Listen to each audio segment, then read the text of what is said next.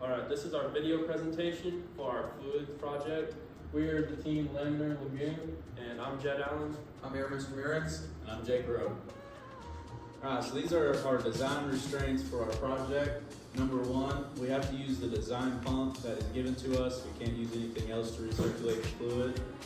Number two, we at least have to have 2 orifices that meet laminar flow. In our case, we had 3 that met laminar flow. Our Reynolds number must be under 2100, which needs to happen to achieve laminar flow. We have a constraint size of 30 inches by 30 inches, a max weight of 50, and a total cost of $60. Good. Alright, so this was our original design that we actually went with. Originally, we were planning to have some kind of bottle at the top here at a 45-degree angle, and our water actually flowing up and then flowing back down and overflowing into another reservoir. We decided to get rid of that, and we just went with a pipe going straight up, and we actually moved our second cup up a little higher so that the water would flow down a little more. To do this, we used a 10-inch copper pipe going through the middle here, going through a styrofoam block into our pump, which is inside of our reservoir. We used just a regular bucket for a reservoir and a small cup for our orifices. Okay, so here's our rough draft for our second design. We went back to the first one and we found that 3 orifices up top were too much for the flow rate. And we also increased their diameters. And after doing both of these, we found that our flow rate was better and it was working. And we also decided to do a rustic theme, outdoor theme, and a free flow from the top. And the 3 was going to be good for the flow. Okay, here's our rough draft of AutoCAD of our second design. We did a rough dimensions. We raised our other orifices up from our first design. And this is what helped our flow rate. And rough draft of the dimensions, and that's pretty much it. This is our experimental data. As you can see, we only had 2 cases, one being here, one where laminar was achieved.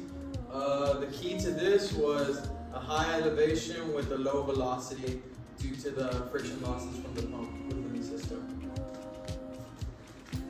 Here's the rest of our experimental data. As you can see, the roughness was estimated to be 0 because inside of our copper piping, we used a clear tubing, which was actually controlling the water. The copper was just for show.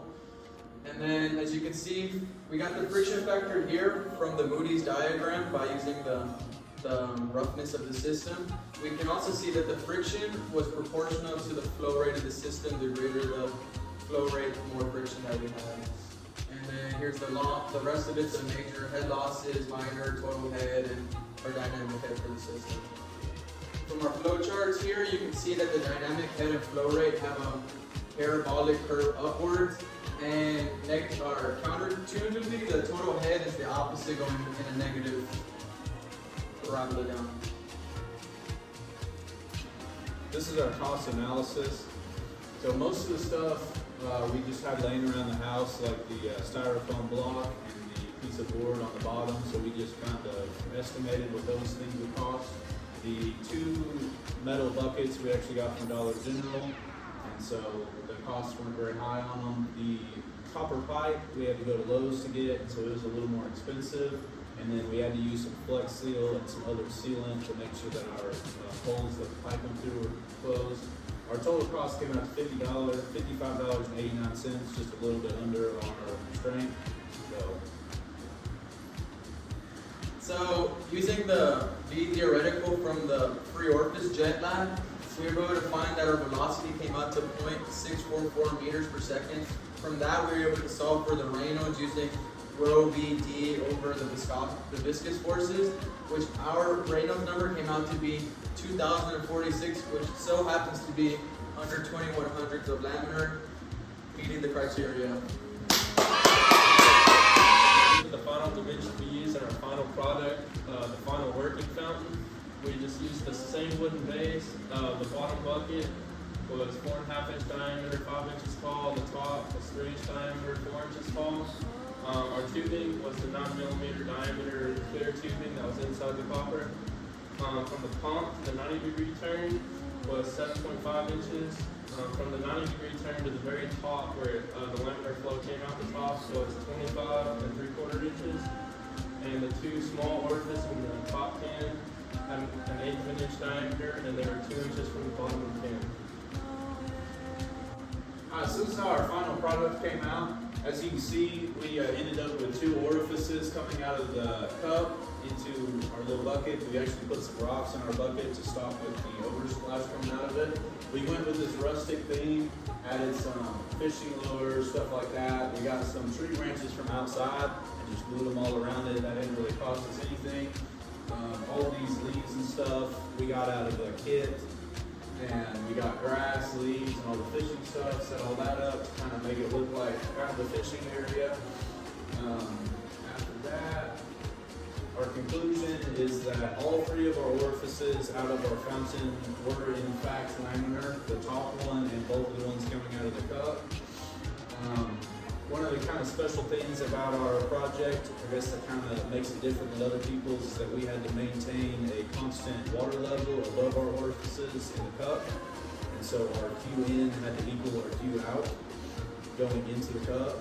And so it made it a little harder than maybe other people's where it just flowed in the system and didn't really matter if their water levels changed any, it would just keep flowing all the way around.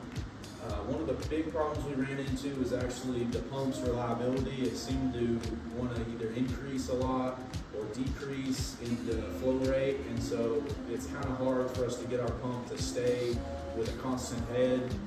We can get it to stay there for anywhere to 30 to 40 minutes before the pump starts acting kind of funny or it kind of starts messing up the pump. So that's our conclusion for Laminar Lagoon.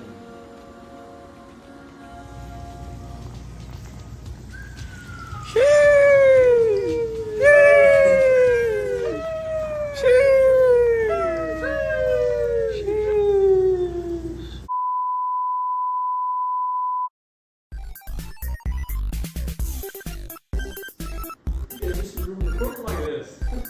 We changed it to 2 to adjust the flow rate, and we also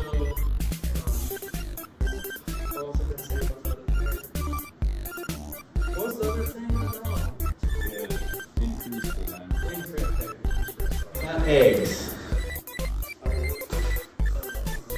As you can see from our flow chart, our dynamic head is polynomial.